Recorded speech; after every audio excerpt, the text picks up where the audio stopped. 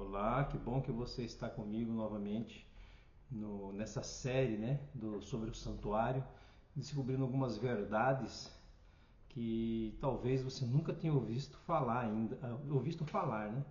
Nem estudado, ou de repente você ouviu assim por longe, né? Mas aqui você agora estudando, você está compreendendo qual é o plano de Deus no povo de Israel antigo para os nossos dias, né? E existem algumas verdades que nós temos que descobrir. E hoje nós vamos começar falando mais um tema, que é verdades do santuário, né? Então, esse tema ele é fantástico, porque ele nos ajuda a entender completamente, até o final desse estudo, né? Porque tem o próximo e o outro, né? Que é o 13, é o último estudo.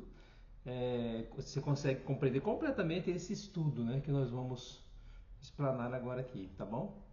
E nada melhor do que pedir a presença do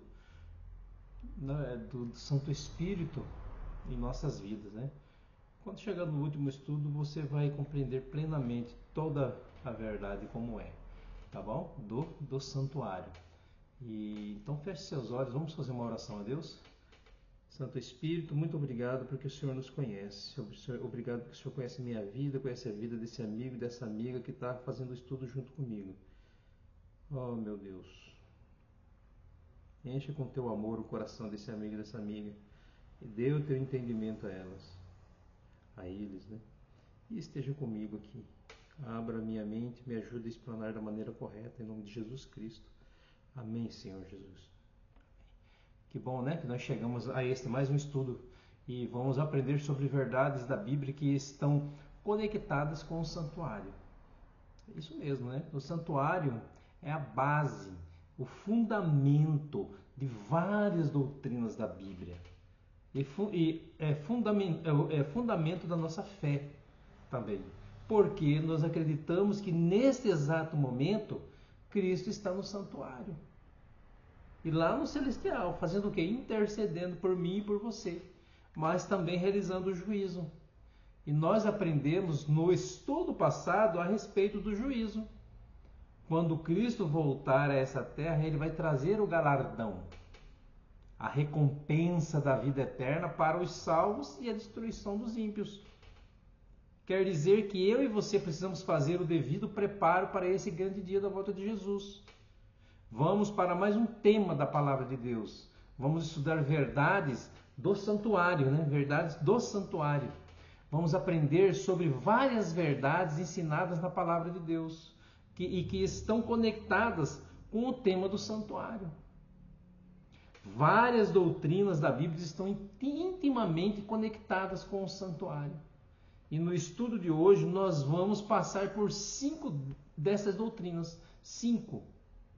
Doutrinas essas que podem estar conectadas direta ou indiretamente com o santuário. A primeira delas é a perpetuidade da lei de Deus. Essa é uma doutrina que nós temos que compreender bem.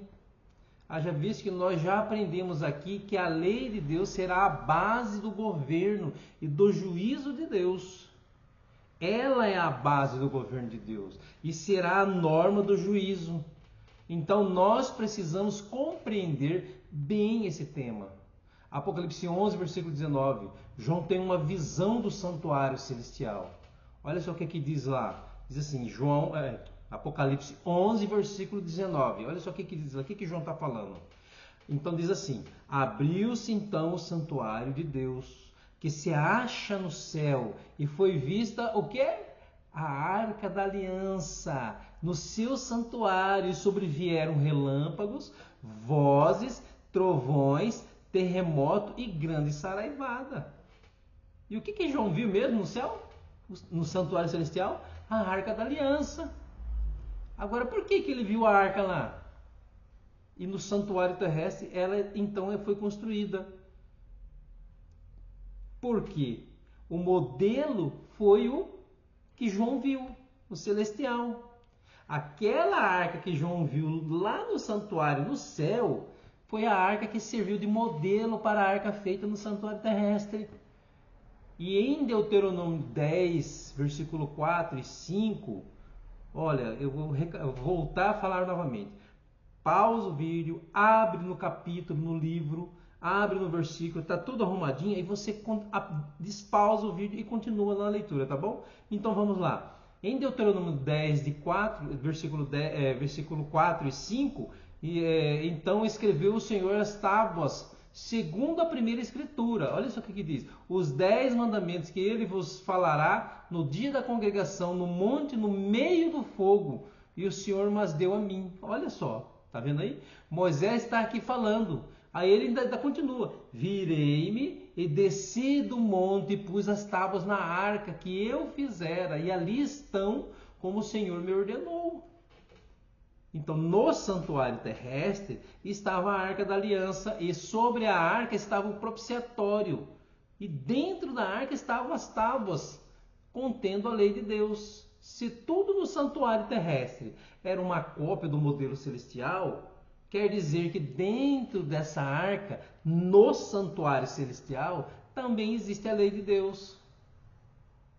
Isso quer dizer que o santuário celestial ensina para mim e para você que a lei de Deus ela é eterna, ela é perpétua. E muito antes de Moisés receber as tábuas do Sinai, os 10 mandamentos já existiam. E é claro que se você for para Gênesis, o primeiro livro da Bíblia, você vai encontrar ali os 10 mandamentos. Não todos eles, mas já alguns, por exemplo, já em Gênesis 2 é dito que Deus criou o mundo em 6 dias e descansou no 7º. Lá estava o sábado, no Gênesis. Depois Abraão, com medo de perder sua esposa, ou ser morto, ele mente e quase que a sua esposa comete adultério com outro homem. Mas Deus interveio dizendo para o rei que não tomasse essa mulher, porque ela era de outro. Aí está o mandamento, não adulterarás. E se você fizer uma pesquisa quando Caim matou Abel, Deus reprovou aquela atitude. Aí está o mandamento, não matarás. Os mandamentos sempre existiram. E eles só foram transcritos porque o povo havia se esquecido dos mesmos. Depois de 4 séculos de escravidão, então a primeira doutrina conectada diretamente com o santuário é a perpetuidade da lei de Deus. Porque ela estava dentro da arca do Santíssimo, lá no Santíssimo. Então Jesus não aboliu a lei como muitos querem ensinar por aí. A lei é tão eterna quanto o próprio Deus. E aqui nós vamos tocar num ponto bem delicado. Dentro desta lei você tem um mandamento que tem sido pisado por muitos. É o 4º mandamento da lei. E lá em Êxodo 20, versículo 8, nós lemos assim: lembra-te do dia de sábado para o santificar. O cristianismo, de uma forma geral, se esqueceu desse mandamento. Mas Deus é tão sábio que no próprio mandamento já aparece a palavra lembra-te. Porque Deus sabia que o homem se esqueceria dele. E hoje muitos estão santificando um dia da semana que não é santo, ignorando o dia que é santo. Por que você santifica um outro dia e não o domingo? A resposta mais comum que eu ouço é porque nele Jesus ressuscitou. No domingo, por exemplo. Mas quem disse que porque Jesus ressuscitou no domingo, esse dia se tornou santo? Onde está essa afirmação na palavra de Deus? Onde está na Bíblia? Ela não existe. Por outro lado, eu posso dar para você mais de 100 textos da Bíblia que falam sobre o sábado e a sua santidade. Aí eu pergunto para você, você vai ficar com o sábado, que tem mais de 100 textos na Bíblia, ou você vai ficar com o domingo, que não tem nenhum texto? A primeira verdade conectada com o santuário é que a lei de Deus é eterna, ela não pode ser mudada. Mas Robson, Jesus não cancelou o sábado? Quem disse isso? Aonde está isso? Não, Robson, Jesus trabalhou no sábado. Se ele trabalhou, então ele pecou. E ele agora precisa de um Salvador. Não, Robson, o sábado valeu até a cruz, depois não vale mais. Quem disse isso para você? Aonde está isso na Bíblia? Não, Robson, a lei foi abolida na cruz. A lei foi? Então eu posso matar, roubar, adulterar? Não é isso? Não é isso aí? Não é isso aí? Você não pode? E por que o sábado eu posso quebrar? Matar, roubar, adulterar eu posso. Eu não posso, né? Mas o sábado eu posso. Posso quebrar. Você está entendendo a lógica do raciocínio? Quando você vai para Tiago 2,10, diz assim: qualquer que guardar toda a lei, mas tropeçar em um só ponto, se torna culpado de quantos? Todos os pecados. A lei de Deus é comparada a uma corrente com 10 elos. Quantos elos você tem que quebrar para partir a corrente? Basta um. Então quebrou o sábado, quebrou a lei. Aqui tem um texto interessante. Uri Smith, né? É um dos fundadores da Igreja Adventista do Sétimo Dia. E ele falando sobre a perpetuidade da lei de Deus, ele usou um raciocínio que eu achei muito interessante. Olha o que ele escreveu. Para mudar a lei de Deus, o homem deveria ascender ao céu, destronar Jeová, passar pelas guardas dos anjos em direção ao templo sagrado, arrancar o propiciatório da arca e com o seu pretenso dedo onipotente mudar a escrita das tábuas indestrutíveis. Você acha isso possível? Pois é isso que o homem teria que fazer para mudar a lei de Deus. Ele teria que conseguir de alguma forma ir lá no santuário celestial, tirar Deus do trono, passar pelos guardas do templo, arrancar a tampa da arca e com o seu pretenso dedo mudar o que está escrito ali. Isso é impossível.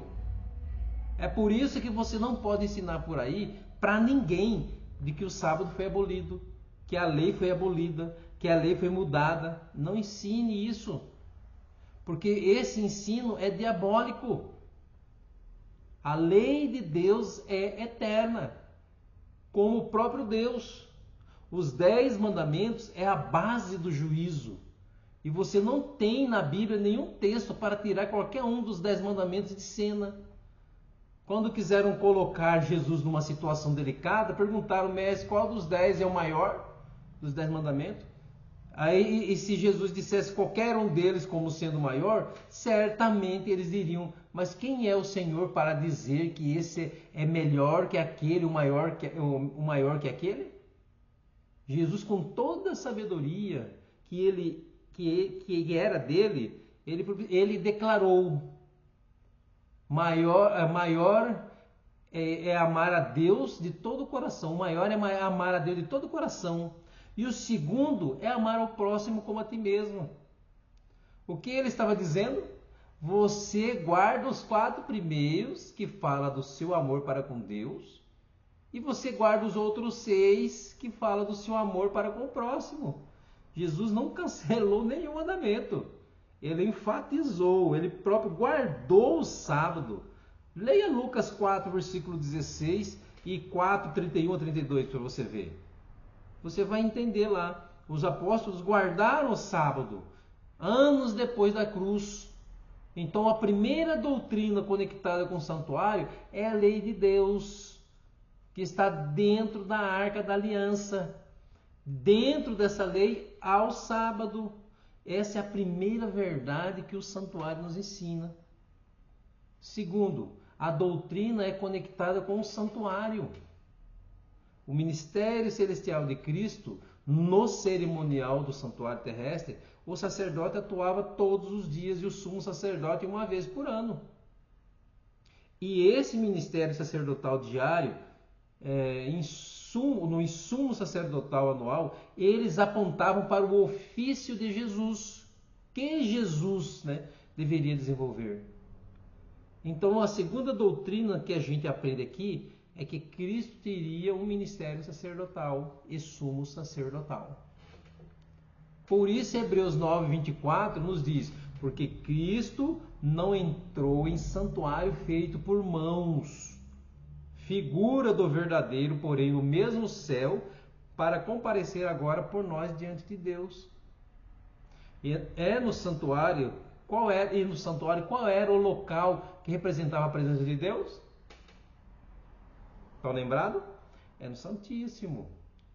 No Santíssimo que aparece a Shekinah, em cima da Arca da Aliança, do propiciatório, com 2 querubins voltados um para o outro.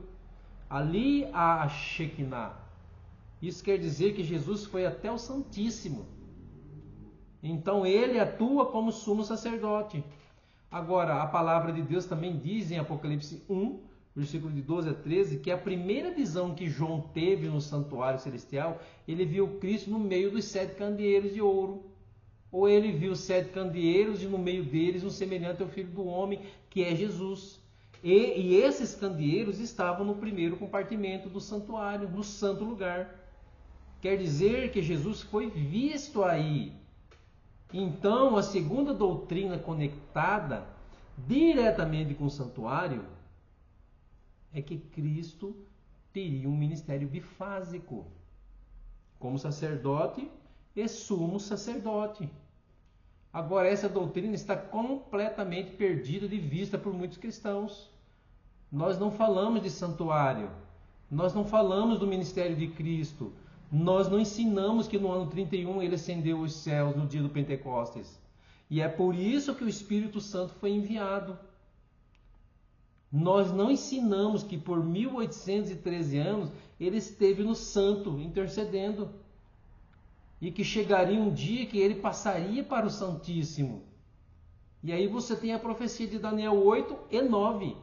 Depois de 2.300 anos, ele começaria o juízo. Ele tornou-se sumo sacerdote. E ele é hoje o sumo sacerdote. E ele vai ficar no Santíssimo até que o juízo termine. E quando o juízo terminar, ele vai voltar à terra. Aí eu pergunto, esses assuntos não se relacionam com sua vida? Você não deveria estar com todas as forças da sua alma buscando compreender mais esses temas? Mas sabe, porque infelizmente o que acontece? A gente vai à igreja, e as pessoas abrem a Bíblia e quando abrem falam os mesmos temas, os mesmos assuntos, e as pessoas voltam para casa sem aprender nada. Certo dia um pregador foi no domingo de manhã em uma igreja e ele disse: eu vou cultuar hoje porque as igrejas são boas. Ele entrou numa igreja, milhares de pessoas adorando. Entraram 4 pastores, pregaram 40 minutos e a Bíblia não foi aberta. Quando terminou aquele culto, ele foi um dos primeiros a sair. E quando ele viu milhares de pessoas saindo do templo, ele se lembrou de um verso falando por Jesus. Em Mateus 9, versículo 36 a 38. Resumindo, né? Lá dizia, ovelhas que não tem pastor. Sabe por quê? Porque tem muita gente sincera por aí, lotando muitas igrejas, mas eles chegam lá vazios e saem vazios. Porque o que eles ouvem é apenas uma falsa teologia da prosperidade. Apenas ofertas para dar dinheiro. E não só alimentadas com a palavra. E não são alimentadas com a palavra. E pode ser que você seja uma pessoa muito sincera. Mas quando encontra a igreja adventista, quando começa a estudar a Bíblia de verdade, você fica se perguntando, mas eu nunca ouvi falar isso. Nunca ninguém me disse isso. Eu estou na igreja há mais de 50 anos, eu estou na igreja. E nunca me ensinaram isso. Você pode falar isso? 30, 40, 50, 60 anos. E nunca me falaram isso. É porque a palavra está perdendo o seu lugar. Porque a gente se reúne lá, não lê mais a Bíblia.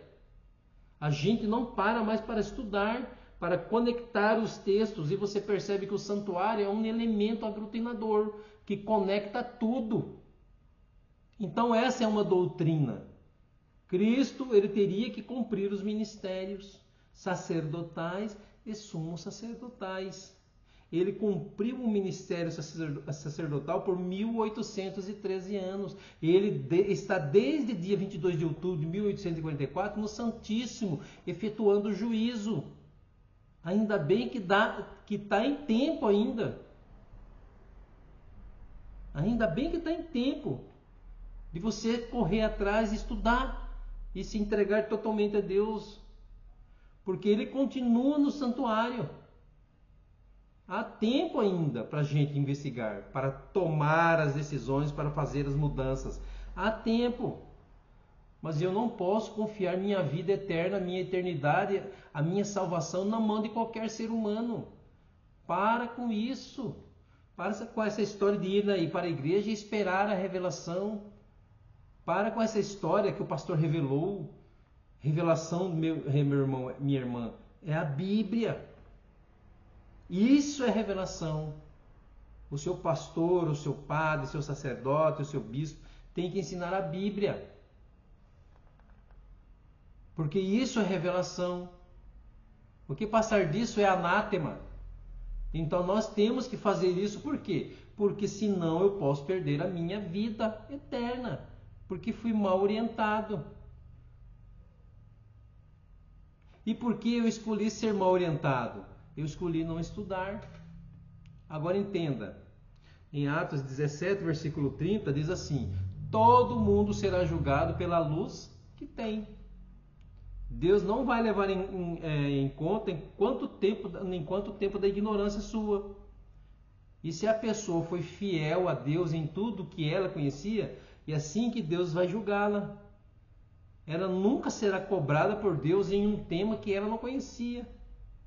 Então milhares de pessoas em todas as igrejas serão salvas, porque elas estão vivendo sua experiência com Cristo. Aquilo que ela sabe ser certo, ela procura praticar. Às vezes até está em um caminho errado, mas na sinceridade dela foi aquilo que ela aprendeu. Deus vai levar tudo isso em conta. Então, placa da igreja não salva ninguém. E haverá pessoas salvas em todas as igrejas, porque em todo lugar tem gente sincera e religiosa.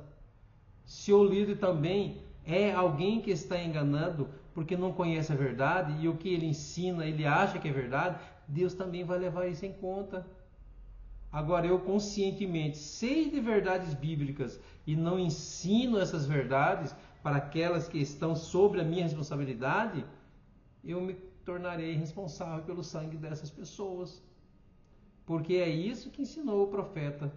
Se você ver o pecador no seu caminho e você não advertir ele, você vai ser responsável por esse pecado.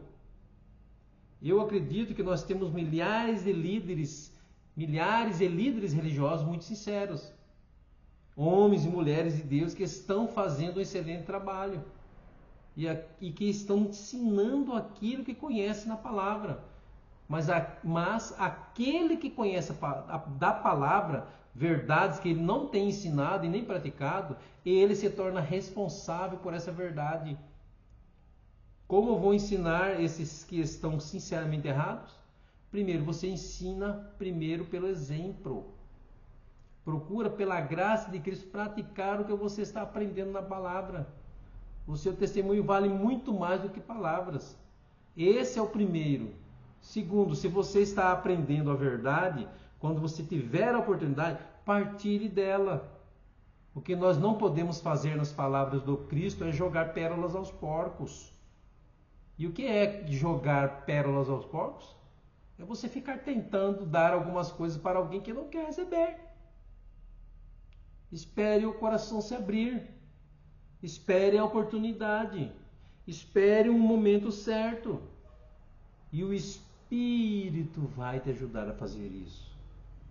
Lembre-se, o nosso trabalho é ensinar.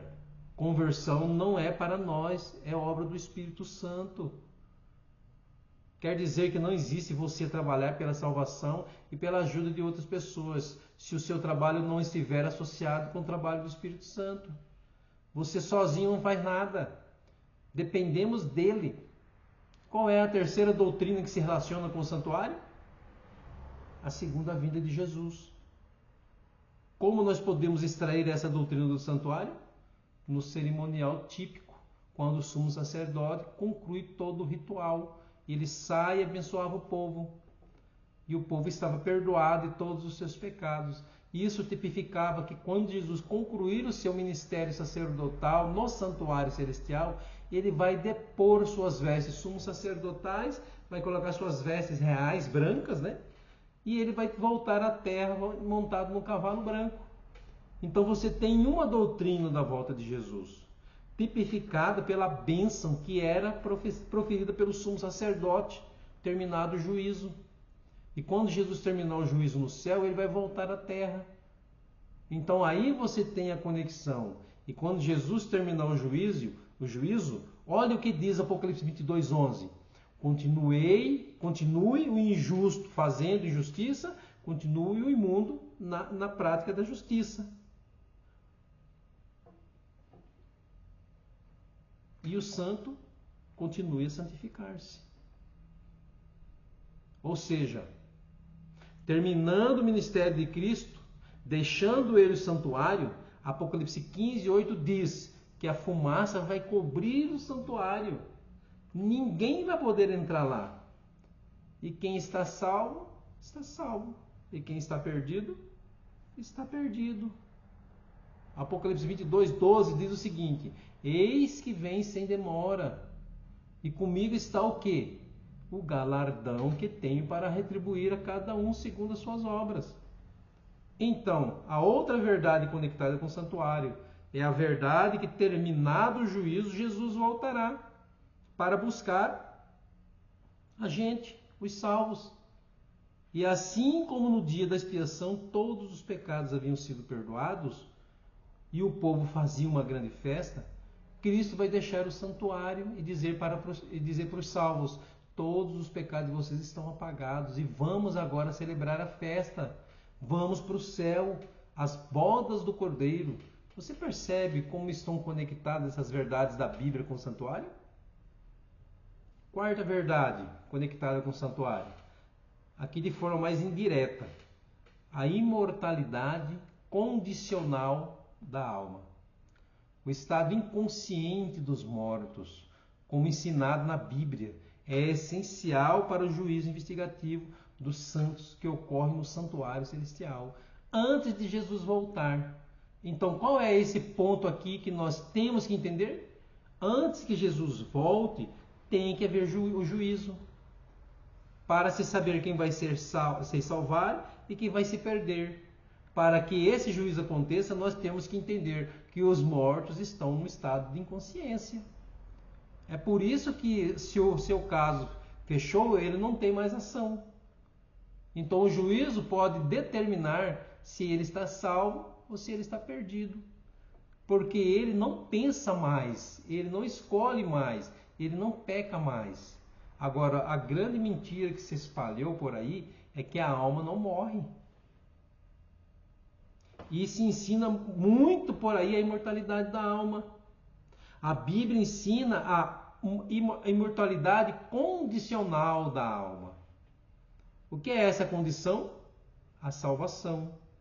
Então, o dom da imortalidade só será concedido aos santos por ocasião da segunda vinda de Cristo, o que ocorrerá pouco depois da conclusão do seu ministério no santuário celestial. Agora perceba que muitos ensinam por aí que a pessoa, quando morre, a alma deixa o corpo e sai vagando por aí. Ou então vai para o céu, ou vai para o purgatório, ou para algum lugar.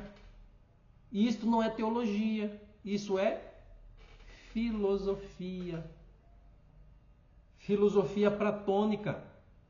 Por quê? Foi Platão que ensinou o dualismo, corpo e alma. O que ensina Platão? Você tem o corpo, que é esta carne, dentro desse corpo tem a alma. O corpo é a prisão da alma, e quando você morre, a alma se liberta. Aí vem Hollywood, né, coloca o filme Ghost, do outro lado da vida. Aí morre o rapaz, aí a alma sai e vai perseguir a esposa em busca do amor. Aquelas cenas românticas, e o povo fica fascinado, aprendendo o quê? Que quando a gente morre, a alma sai. Amigo, você não tem uma alma. Você é uma alma. Quem ensina que você tem alma é a filosofia. A teologia ensina que você é uma alma. É por isso que em Gênesis 2, quando Deus junta o pó da terra ao fôlego de vida, o homem torna-se uma alma vivente. Gênesis 2, versículo 7. Então você vai perceber que na Bíblia a palavra alma e pessoas são sinônimas. Cada pessoa é uma alma. E quando a pessoa morre, a alma deixa de existir. Então não existe imortalidade da alma, naturalmente. Olha o que diz a Bíblia em Ezequiel 18, versículo 20. Diz assim: a alma que pecar, essa o quê? Morrerá. Ezequiel 18, versículo 20. O que a Bíblia está dizendo? A pessoa que pecar, ela vai morrer. A não ser que ela se arrependa, aceite a Cristo, aí ela vai viver eternamente. Por isso a imortalidade condicional, porque há uma condição. 1 Coríntios 15, versículo 51 a 55, Paulo diz assim: eis que vos digo um mistério, nem todos dormiremos, mas transformados seremos todos num momento, num abrir e fechar de olhos, ao ressoar da última trombeta, a última trombeta, a sétima. A trombeta soará, os mortos ressuscitarão incorruptíveis. E nós seremos o quê? Transformados, porque é necessário que esse corpo aqui, corruptível, se revista de quê? Da incorruptibilidade. E que esse corpo mortal se revista da imortalidade. Então, quando é que nós poderemos ser imortais? Na volta de Jesus Cristo. Todos os que se prepararam para isso. É por isso que a alma é mortal. A pessoa é mortal. Agora, nós poderemos viver eternamente? Sim. E qual é a condição? Aceitar a Cristo como Salvador pessoal e dar todos os passos que Ele nos orienta nessa palavra. Aí você vai poder viver eternamente. A primeira mentira que o diabo contou no planeta Terra foi que a alma não morre. O que Deus disse para você, Eva? Que você vai comer desse fruto e vai morrer? Não, você não vai morrer. Os seus olhos, eles vão se abrir. Você vai ser como o quê? Como Deus. Então, qual foi a primeira mentira que o diabo contou? Você não morre. Primeira mentira do diabo. E agora essa mentira se alastrou até dentro do cristianismo. E as pessoas estão ensinando por aí que você, quando morre, já sai a alma e vai passear por aí. Vai se reencarnar, vai para o céu, vai para o purgatório. Não vai para lugar nenhum, meu amigo. Porque você não tem nada em você consciente que existe após a morte. Morreu, está morto. A Bíblia ensina isso. Jesus falou, Lázaro morreu. Lázaro dorme, ele está morto. Ele não sabe de nada. 4 dias sem saber de nada. Até que Jesus foi lá e ressuscitou ele. Então essa história de que você tem uma alma que abandonou o corpo na morte, isso é filosofia, platonismo. E não é teologia. Por isso Deus foi tão severo com as pessoas que tentam se comunicar com os mortos. Por quê? Porque não é possível comunicar-se com os mortos. Olha o que Moisés escreveu em Deuteronômio 18, versículo de 10 a 12. Não se achará entre ti quem faça passar pelo fogo o seu filho ou sua filha, nem adivinhador, nem prognosticador, nem egoeiro, nem feiticeiro, nem encantador, nem necromante, nem mágico, nem quem consulte os mortos, pois todo aquele que faz tal coisa é o que? Abominação ao Senhor. Então essa história que você pode conversar com quem já morreu, consultar morto, isso é abominação a Deus. Por quê? Porque morto não sabe de se comunicar. Mas Robson, então quem é que está se comunicando? Demônios, espíritos maus. Eles se comunicam. até fingem ser quem já morreu. Porque o apóstolo Paulo disse que o diabo até se transforma em anjo de luz. Então essa é uma verdade que nós temos que aprender. Nós temos que cuidar para não sermos enganados por Satanás, pelos demônios. E sabe o que acontece com muita gente? Diz assim: não, eu não posso nunca mudar de posição porque a minha avó morreu e voltou e falou para mim que esse é o caminho e eu não saio dele. Minha mãe, depois de morta, ela voltou e me disse e me deu esse conselho. Eu não saio desse caminho. Conselho? Sua mãe e sua avó não vieram. Porque não dá para voltar. Quem morreu está morto. Então o que veio? Demônios. Espíritos maus. Na Bíblia não ensina isso. Esse conselho vem de outra fonte, de Satanás. Mas se a verdade está chegando para você hoje e para libertar você, ela tem esse poder. Ela te liberta. Jesus te liberta. E em nome dele você vai ser liberto. E a última doutrina que é conectada ao santuário é o ministério profético de Ellen G. White. Esse é um ensino também. E eu vou explicar melhor. A glorificação de Cristo no santuário celestial ocorre justamente no dia do Pentecostes, quando o Espírito Santo foi dado aos discípulos. Agora Paulo diz em Efésios 4:8 que quando Cristo subiu aos céus, ele levou o cativo ao cativeiro e concedeu dons aos homens. Então, quando Jesus foi assunto aos céus para ser entronizado no santuário, ele concedeu dons aos homens. E o apóstolo Paulo tem 3 listas de dons espirituais, onde aparece ali pelo menos 30 dons espirituais, e lá está o dom de profecia. E quando nós vamos para Apocalipse 12, versículo 17, lá diz claramente como que ia ser o povo que final dos dias de hoje, que eles iam ser o quê? Olha só o que diz lá, Apocalipse capítulo 12, versículo 17. Irou-se o dragão contra a mulher. Quem é o dragão? Satanás. Quem é a mulher? A igreja, de acordo com Efésios 5, 23. E a igreja é um símbolo da igreja, mulher. O diabo irou-se contra a igreja e foi pelejar com o restante da sua descendência. Quem são eles? Os que guardam os mandamentos de Deus e tem o quê? O testemunho de Jesus. Então o diabo está irado contra o povo. Que povo é esse? O povo que guarda os mandamentos de Deus. E quando você se propõe a guardar os mandamentos de Deus, você pode ter certeza que o diabo vai odiar você de forma mais especial. Agora diz aqui o Apocalipse que eles guardam os mandamentos de Deus e tem o testemunho de Jesus. O que é o testemunho de Jesus? João mesmo explica. Apocalipse 19, versículo 10. O testemunho de Jesus é o espírito da profecia. O que significa isso? Que o dom profético seria manifestado na igreja remanescente do tempo do fim. E os adventistas do 7º dia acreditam que esse dom profético foi manifestado nessa mulher, Ellen Gold White. E quais são as evidências que nós temos para isso? O mundo hoje está doente. As pessoas estão cada vez mais pensando no estilo de vida em que estão vivendo. Muitas pessoas acima do peso. Vários escritores criaram várias obras querendo ajudar as massas a terem saúde, um estilo de vida mais saudável. Mas Rick Warren é um pastor mundialmente conhecido.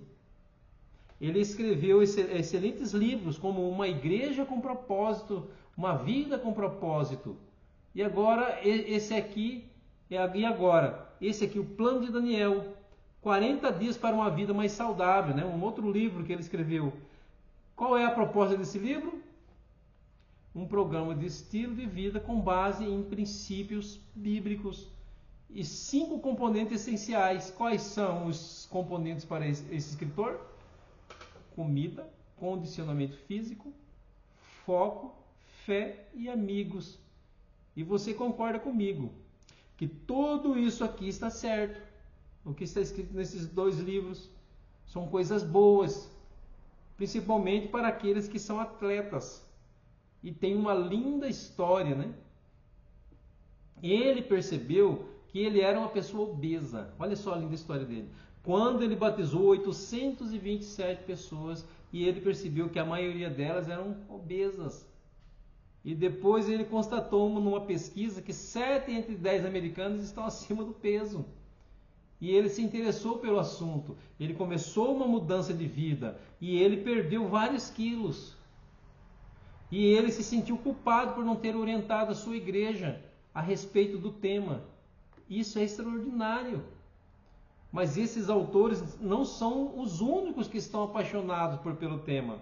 Esse tema é apaixonante. O mundo inteiro está falando disso agora. Ellen G. White também escreveu um livro chamado Testemunhos para a Igreja.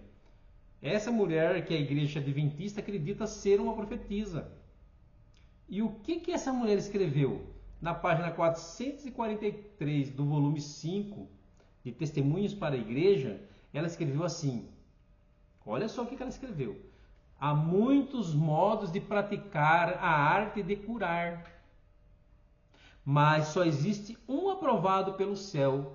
Os remédios de Deus são simples agentes da natureza, que não sobrecarregarão nem enfraquecerão o organismo, mediante suas fortes propriedades: ar puro, água pura, higiene, regime adequado, vegetarianismo, pureza de vida, firme confiança em Deus.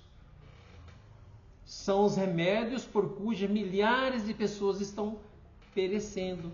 Todavia, esses remédios estão caindo em desuso, porque o seu hábito e o seu hábil emprego requer trabalho que o povo não aprecia. Olha só o que Ellen White escreveu. Agora você quer saber quando esse livro foi escrito? Pasme, em 1885. Há mais de 140 anos essa mulher disse isso. E agora chegamos nos dias atuais e todo mundo falando desse cuidado com a saúde. Você entende por que nós aceitamos essa mulher como profetisa? Ela falou das coisas, das ondas eletromagnéticas do cérebro, antes que o encefalograma fosse inventado. Ela falou da importância de fazer 2 ou 3 refeições por dia apenas. Quando que a verdadeira ciência aprova hoje de que nosso organismo precisa de descanso. Contrariando o que estavam fazendo por aí, comendo de 3 em 3 horas. E as pessoas ficaram doentes. Essa mulher falou sobre a importância de termos casas com janelas abertas para que o sol entrasse e matasse todos os germes que estavam dentro da casa. Quando ninguém sonhava com isso. Essa mulher falou contra o uso do tabaco, contra o álcool, num tempo em que a própria medicina usava isso para curar as pessoas. Essa mulher falou sobre o cuidado que a gente deve ter com o alimento carne, responsável pela transmissão de doenças. E hoje o que nós mais vemos é isso, um povo doente. Porque estamos comendo, ou se comemos alimentos, carnes, de animais doentes. Essa mulher se antecipou ao seu tempo, em séculos, mais de séculos. Dr. Cooper, que descobriu ou criou a técnica do Cooper, nem sonhava em nascer quando essa mulher dizia que o melhor exercício era a marcha, a caminhada acelerada. Aí eu te pergunto, como é que ela sabe de tudo isso? Alguém que foi na escola somente por 2 anos, por 2 anos? Isso é profetisa, é o dom de profecia. Deus ajudando o mundo, as pessoas. Então esta é uma outra verdade conectada com o santuário, o dom profético. Por isso, meus amigos, esses 8 remédios ensinados por Ellen White: água, ar puro, luz solar, repouso, alimentação equilibrada, exercício físico, temperança e confiança em Deus, constitui o verdadeiro estilo de vida do cristão. estão todos na Bíblia. Por isso Apocalipse 12 diz que Deus tem um remanescente fiel. E o que faz esse remanescente? Ele guarda os mandamentos de Deus, que são os 10 mandamentos. E ele tem ainda o testemunho de Jesus, que é o profeta moderno. Através de Ellen G. White, profetiza. A sequência do dom profético. Eu tenho um convite para fazer a você. Pode ser que você ouviu certas coisas pela primeira vez e se surpreendeu com elas. Mas você percebe que aqui nós usamos a Bíblia para ensinar as verdades que nelas estão contidas? Talvez esteja aprendendo novas coisas hoje. Mas eu tenho um convite a fazer para você hoje. E o convite é: você quer pertencer a esse remanescente? Que vai se preparar, vai estar pronto para a volta do Senhor? Você quer tomar a partir de hoje a decisão de, pela graça de Cristo, procurar viver o que você está aprendendo? Inclusive com relação à lei de Deus e aos sábados? Você quer hoje tomar a decisão de se entregar ao Senhor Jesus? E pedir que Ele faça na sua vida os milagres que você precisa para você estar pronto para a volta dEle? Eu quero convidar você a tomar a decisão de aceitar a Cristo e se preparar para ser batizado. Porque o próprio Cristo na Bíblia, que você segura em suas mãos, lá em Marcos 16 diz que aquele que crer e for batizado será salvo. Talvez alguns de vocês aqui já passaram pelo batismo nas águas. Mas se você quiser declarar a sua fé das verdades que você está aprendendo agora e quiser se comprometer com Deus e praticá-las daqui para frente, ouça a voz do Espírito Santo falando com você. Você também poderá fazer isso. Você vai poder fazer parte dessa família. Então eu peço para você agora, tome sua decisão e vamos orar agora. Santo Deus, esteja com esse amigo e essa amiga que está tomando essa decisão agora de fazer parte do teu povo, desse remanescente fiel, que guarda os mandamentos de Deus e tem o testemunho de Jesus Cristo, que tem essas várias doutrinas que estão relacionadas ao santuário. Eu peço que o Senhor esteja com ele, Pai. Ajude ele a achar uma igreja adventista, ou que já está na igreja adventista, quer se firmar um pacto com o Senhor de batismo, que o Senhor esteja com ele. Fortaleça e proteja o livre de todo mal, e depois do batismo, e durante o batismo, e até a sua volta, e que nós sejamos sempre pertencentes ao Senhor e protegidos pelo Senhor. Que os seus anjos nos protejam, nos livrem de todo mal. Porque sabemos que esse mundo é cheio de anjos maus, mas o Senhor manda os teus anjos para nos proteger. E na Bíblia fala que ninguém toca naquele que é do Senhor. Então, confiante nessas promessas, eu peço que o Senhor batize essa pessoa com a tua presença e que ele se torne um fiel filho do Senhor. E esteja comigo. Eu oro ao Senhor em nome de Jesus Cristo. Amém. Que bom que você tomou essa decisão e fazer parte da nossa família, a família adventista do sétimo dia, e que você se sinta bem entre nós, até o batismo.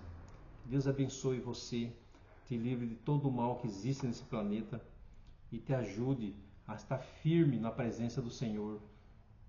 E como eu sempre termino o estudo, com João 4, versículo 24, eu quero terminar também esse estudo, que diz assim: Deus é Espírito, e importa que os seus adoradores o adorem em espírito. Qual espírito? Ele, Deus, e em verdade. De verdade, você sentir essa verdade na sua vida. Que Deus te abençoe. Até o próximo estudo. Tchau.